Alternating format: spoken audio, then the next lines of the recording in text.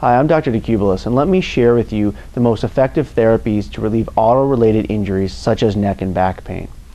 First, we need to talk about the phases of care and phases of treatment. The first is going to be the inflammation phase.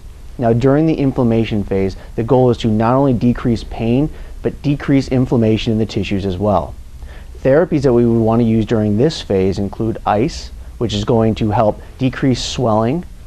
We also would like to use electrical muscle stim, which is going to help reduce muscle spasms, increase healing, and allow you to get the mobility back as quickly as possible. Now, in the second phase, this is called the repair phase. Now, in the repair phase, our main goal is to get normal motion back, and there's three phases of motion. We have active, we have passive, and we have joint motion.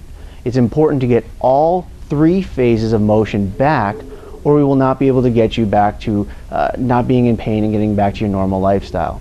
Now, the types of therapies we would want to do during this phase include physical medicine, such as chiropractic, and massage therapy. Now, these are very important because when we talk about massage therapy, this is going to help decrease muscle spasms, increase tissue healing, and promote normal range of motion. With the chiropractic adjustments, we're not only going to be able to get that tissue moving properly, but we're going to be able to get that joint motion back that you can only get through chiropractic adjustments. This is very, very important because if we do not get this back, we set you up for increased pain, permanent disability, and problems later in life. So we must get back this joint motion. Now, the third phase of healing is the remodel phase.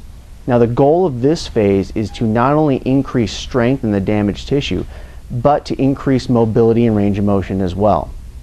Now, the treatments that are very, very crucial to this phase include active and passive exercise and neurological stretching.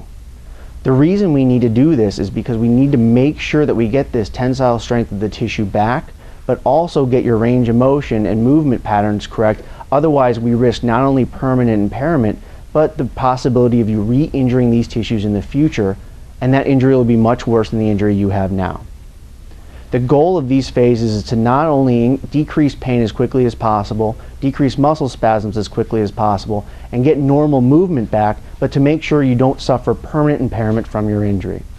So if you're suffering from automotive injuries such as neck pain or low back pain, please give me a call at 630-435-6461, as I'd love to help you out.